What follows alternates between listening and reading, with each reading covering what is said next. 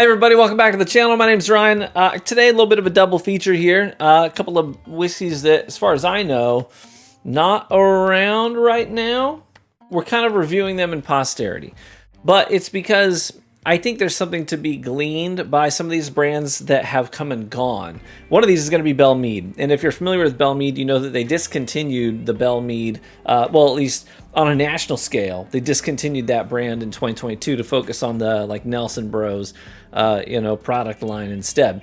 My understanding is that they might still be doing some of the Belle Meade stuff locally within the Nashville community itself, but that's about it. So these Belle Meade, especially like the Belle Meade Reserve, these bottles a little bit harder to come by if you find them now, right?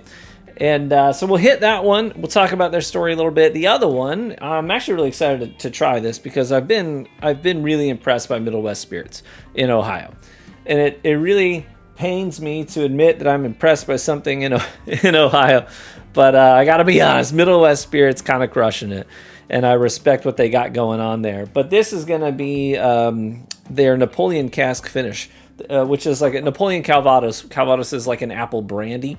So I think it was like 1 to 2 year finish in these Napoleon Calvados casks, these apple brandy casks. And it's their mash bill that has the dark pumpernickel rye in it, the soft red winter wheat, as well as yellow dent corn and 2-row malted barley. So it's that mash bill of theirs, which is pretty stinking good. So anyways, let's dive into these, give them a shot. A big shout out first to the folks who have provided samples. The ones I've been going through lately, I've got like tons of them lined up on the shelf, and I've just kind of been grabbing, like 1 or 2 at a time to cover. So big shout out to everybody who's helped contribute to that shelf over there. Also, let me pull it up so I get the name right. We had a new Patreon member come in. It was Judah Kirkwood. Hey, welcome. Thank you so much for joining the Patreon group. Appreciate you, brother. Very kind. So, Belle Meade. Nelson Bros reclaimed ownership of the Belle Meade brand. I think it was this year. Correct me if I'm wrong. So, I think they're starting to try and revive this brand, which is why I think it's worth revisiting. Now, this one is going to be Belle Meade Reserve, not cask strength. This is the Belle Meade Reserve 108.3 proof. I'm pretty sure this is... They were sourcing from MGP and from Bardstown Bourbon Company, I believe, when they were doing this back in the day. Now, the original Belle Meade Reserve had an age statement that I think was like 11 years. Well, I think it was a range, right? Like 7 to 11-year-old booze that they were sourcing from MGP Bardstown. But I think that they dropped that and started bottling it at lower ages, which could have been a contributing factor to the downfall of the brand. But I know that at the time when they were doing this, most NDPs were, like, I remember Smoke Wagon was saying at the time, like, we cannot get our hands on older MGP right now. It's just getting bought up. It's all claimed. So Smoke Wagon was doing like 5 to 7-year-old MGP that they were sourcing. Belle Meade, originally I think they were doing the 7 to 11, but then... rumors are that they were likely doing 4 to 7-year-old juice after that. So depending on when this batch was, this could be 4 to 7 years old. I don't really know. But if this brand is about to resurface, maybe you'll want to know. Oh, I should restate. Finish my thought first before I move on. Another reason why they think that the age lowered considerably is because the Belle Meade Reserve they were selling it for $55 a bottle. So $55 MSRP probably doesn't line up with purchasing 7 to 11-year-old bourbon from another distiller. Like NDPs have to mark it up because they didn't do the distillation. So they're paying a premium for this whiskey. So they got to cover the losses. So the idea of them buying 7 to 11-year-old casks from a contract distiller and then having to do all their own branding and bottling and whatnot after that, it doesn't make sense that it would be that old and be $55. They would be losing quite a bit of money on that deal, if my math is correct. So anyways, who knows? Hopefully, if they do revitalize this brand, they start bringing some clarity on their labeling to dismiss rumors and conjecture. I really appreciate when, whiskey companies, distillers, NDPs, whatever they may be, I really appreciate when there is very clear communication on the bottle as to what the product is, because people care now. They may not have cared back in the day, but they care now. Whiskey enthusiasm really shot up, and now people are actually interested in those details because they want to be, especially nowadays, current economy, we want to know what we're buying before we buy it, before we commit to it. All right, that's enough talking. I'm thirsty. First thing this makes me think of on the nose is like a strawberry pixie stick. Kind of has that powdery, fruity candy quality to it on the nose. Bright strawberries. Also getting what I would attribute to like the rind of a citrus fruit of some kind, like maybe an orange peel, where it has that slight citrus but also slightly bitter quality to it. It's very sweet on the nose. It has this like bitter and sweet thing going on the nose that makes me think of like an old fashioned, where you got your bitter, your Angostura bitters in there, but you also have your simple syrup, your sugar quality with the whiskey. And it's that dichotomy of the sweet and the bitter counterplaying off of one another. A very sweet, very fruity nose for sure. And let's give it a shot. Cheers. Less fruit on the palate, more like your malt, like malt balls, or a malted milkshake, that kind of a malty quality going on. A little bit of butterscotch and this nice little like black peppercorn zing to it that I'm going to attribute to the oak. A little bit of a peppery oak zing. Nothing too overwhelming. Second sip, I get that bitter and sweet combination we got on the nose coming back. Really does make me think of an old fashioned. Your Angostura bitters and the the sweet simple syrup playing off of each other. It's that kind of a quality, that kind of a dichotomy. It does have a really nice texture in terms of like mouthfeel. It's fairly oily, kind of clings in there. It hangs on for a while, which means I get to enjoy the finish for a little bit longer. All in all, I'd say this does taste like a $55 bourbon. It is certainly not bad, but it's also not like blowing me away with anything either.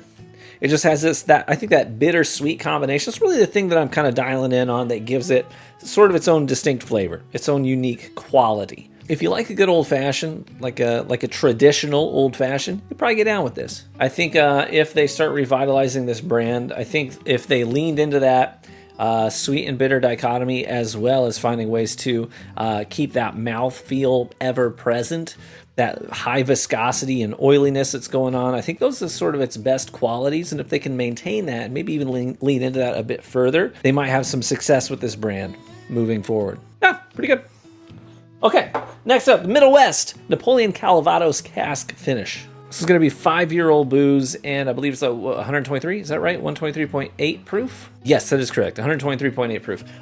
We are looking at a considerable price hike here when we compare it to the previous one. The Belle Meade, $55 bottle. This one comes in at $130 MSRP.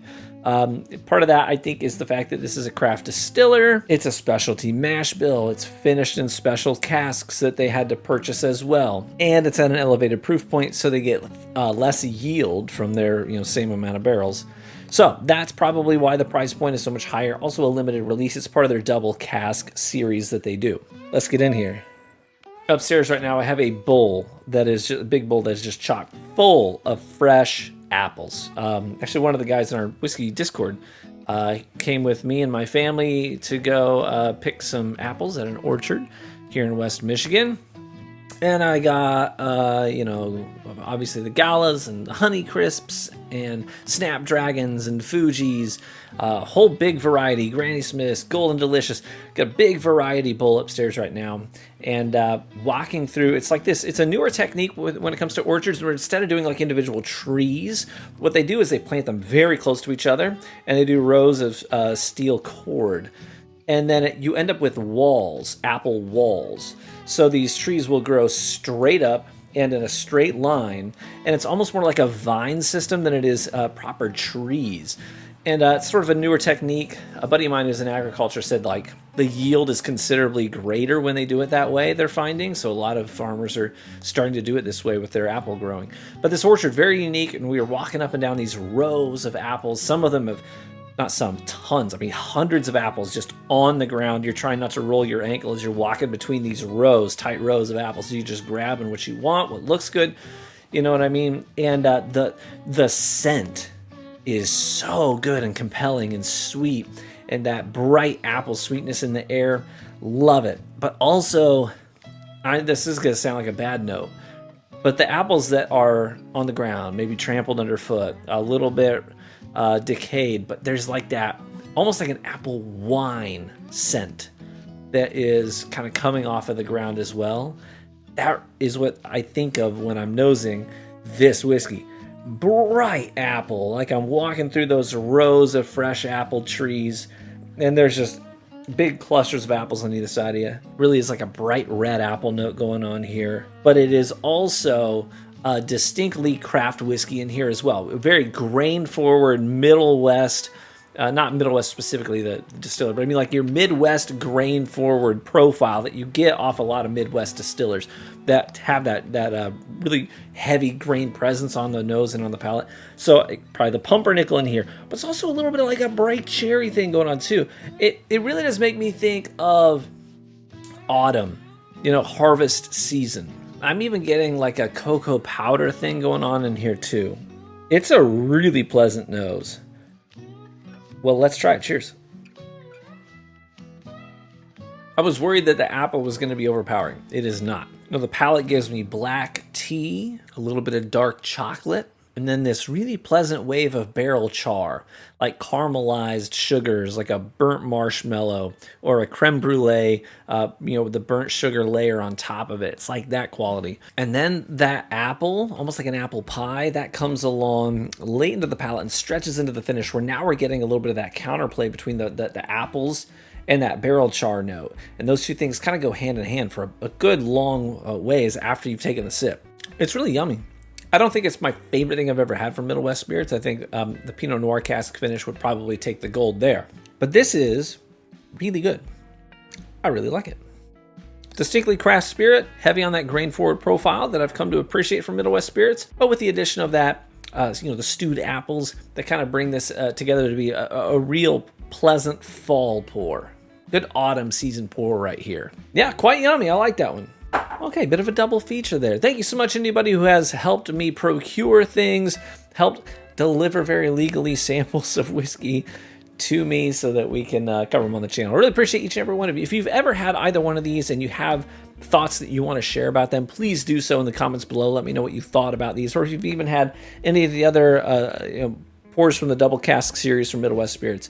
And if you can speak to them and their quality, that would be great. Thank you so much, everybody, for tuning into the video today. If you enjoyed it, would you let me know by leaving a like on the video? Because that's the best free way to support the content right here on YouTube. Cheers, my friends. May you live richly and get better with age. And I hope to catch you in the next one.